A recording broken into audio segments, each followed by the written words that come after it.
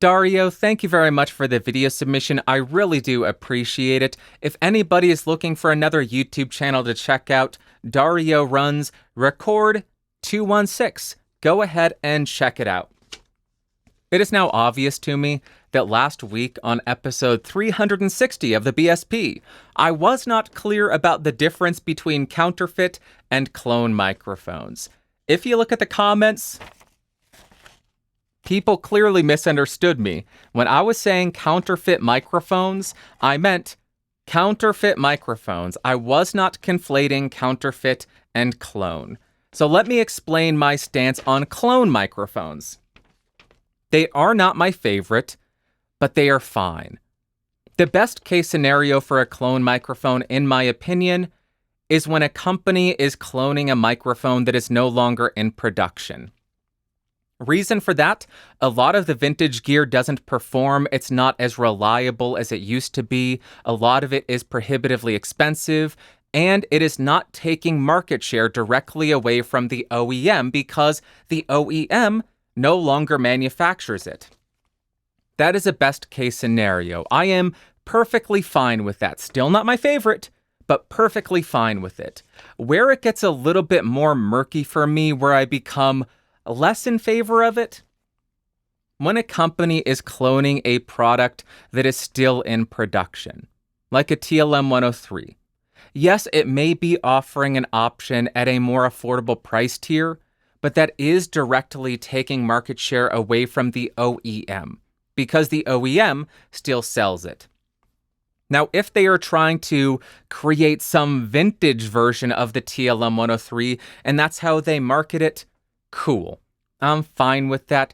Still not my favorite. Now, here is my much more jaded view on the entire process or ecosystem of clone microphones. When I see a company release a microphone and call it something like the Pod 87, it looks exactly like a U87. The model number has 87 in it. So when people are shopping around, they see Pod 87, looks like an 87. They are assuming they buy that product, they are going to get a sound quality that is similar to a U87. This tells me a couple of things about the product and the microphone, or maybe I should say it may tell me something about the product and the microphone, because this is a very jaded and cynical and negative way to look at things. Maybe it's just a bunch of people saying, I love the U87, I want to try to make my own version. That is the optimistic view of things. I love audio gear, I love microphones, I just want to make the most faithful recreation of that vintage one that I love. That's optimistic. On the cynical side, the very cynical side, maybe they don't believe in the product to stand on its own. They don't think people will listen to the sound samples, look at the specs, look at the marketing material of Pod 8928. That's the model number of my microphone, and say, that looks good, that sounds good, I must buy it. So they are hoping people will look at the model number and say, I like a U87, I must buy that because it will sound like a U87 and it is much cheaper, without actually buying the microphone based on the merits itself, the sound quality itself, the performance itself. Also, this is undoubtable, I would say. They likely don't want to have to do any marketing, and they just want to get sales off the success of an existing microphone. I mean, obviously, because not having to do marketing saves you a bunch of money. That is an undeniable fact. And if you have to go out and advertise Pod 89569er, that's going to cost money because you have to pay for ads. You need to pay to send out models to people to cover, to journalists, to YouTubers, to podcasters, to get the coverage and to get the exposure. And it's a very slow process. I would just much rather these companies who spend so much time cloning, or only exclusively do cloning, especially if they are cloning in production microphones, I would prefer, sure, if they are inspired, Go ahead, be inspired by the U87, by the SM7B, by the Sennheiser E835. But don't make it look like that, and don't make the model number confusing. Make a product that you believe in, and then get popularity because the product is good, as opposed to relying on the success of other gear that already exists. That's the aspect of clone mics that I don't like. I love the concept behind, hey, this vintage gear is unattainable. It is unobtainium. The Elam 251, the vintage one that costs $20,000, yeah. 99.99999% of people will never be able to afford that, will never be able to use it, and it's not currently in production, so that I understand. But an SM7B clone, I don't think we really see much of those. I feel like I have boogers hanging out of my nose. I hope that's not the case. I'll blame it on the spaceship. The spaceship. I don't think we see SM7B clones, but as far as in production models, as far as U87 clones, modern U87 clones, I'm not in love with it. We see companies that do release original products that are of high quality, that fill a purpose, that fill a need, that people adopt. Is it easy? No, I can't imagine it is. I can't imagine it's easy to make a good product, to make a good microphone, to put it out there and compete based solely on the merits, based solely on the performance of your microphone. But we saw it. As I mentioned last week, the Q2U, one of the most popular microphones because it's $40 to $60. It is functional. It is decent. SE Electronics V7, a slow burn, eventually gaining a lot of popularity. The AT2020 served a purpose. It solved a problem. Affordable condenser microphone for home recording. King B, etc., etc., etc.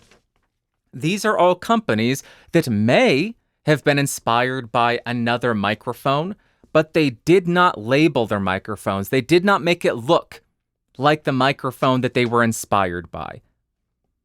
That's what I want. That's what I would prefer. I shouldn't say that's what I don't care what you do as a company.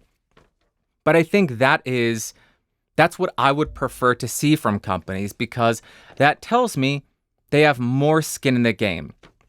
They have more behind the microphone. They believe in the microphone to actually perform. That people will want their microphone as opposed to, I want a U87, I just can't afford it, so I'll buy the cheaper one. And if you get joy out of using the more power to you. More power. I'm fine with clones. It is just not my favorite. I would much rather see these engineers, these people who are clearly skilled and talented. I want to see them put all of their skill and talent into making the next great thing, because where are we if we just have people, let's do the same thing over and over again. Let's just make another U87 clone. We're just going to end up with a field of heckin' U87 clones. What's the next great microphone after the U87? That's why I think Lewitt is so darn cool. Are all of their microphones my favorite? God, no. I am pretty sure I spoke negatively about the 240 and the 440. I think they are far too bright. The 1040, though, holy Toledo. That was a group of incredibly talented individuals putting their best foot forward and making a product that stands on its own merit. They did not say, let's go ahead and make another U87 clone. Let's go ahead and do an Elam 251 clone. Or the Austrian Audio OC818. And both of these are teams that came from AKG. Clearly inspired by the C414. But they didn't name it the 414. They didn't make it look exactly like the 414. Nobody looking for a 414 is going to be confused that that's that. And they actually probably are the ones that designed the original 414, so they get a little bit more leeway. They could release the Austrian Audio OC414. I think they could get away with it because they're the people who designed it. That's my stance on it. I hope that cleared things up, or maybe people just think I'm an idiot now. They're not wrong. I am an idiot. Thank you very much, Dario. I really do appreciate it. What's up, Andrew? This is Dario. It's kind of crazy that you did your last video about counterfeits, because I really wanted to do a video submission about trying to actually convince you of doing reviews of clone microphones. I'm a big fan of clone microphones and stuff like that. In fact, I'm using a clone mic from a company called Go-To Tools, where they make this. Right, this particular one is I think it's a clone of the Neumann TLM 103. They even make one for the 87 like this. It looks just like the original one, except it doesn't have multiple polar patterns. It's not completely wrong to make clone microphones. I think a lot of companies out here, they're able to, they're inspired by famous microphones, and then they feel like they can add their own little personal touch to a famous mic and stuff like that. There's a lot of companies out here that do that all the time when they modify famous mics. When they add for example, if they get a tube mic, they'll replace the tube and then stuff like that. It's no longer the manufacturer's mic anymore. It's now a modified mic. It's different. I just felt like your last video wasn't really clear, like about people making copies or cloning mics and stuff like that. I get the whole counterfeiting thing. Nobody should buy a microphone, from a person that's trying to sell them something, under somebody else's brand name. I get that. But I am a big fan of clone mics. I don't know. What do you think about that? Thanks for your time. I appreciate you.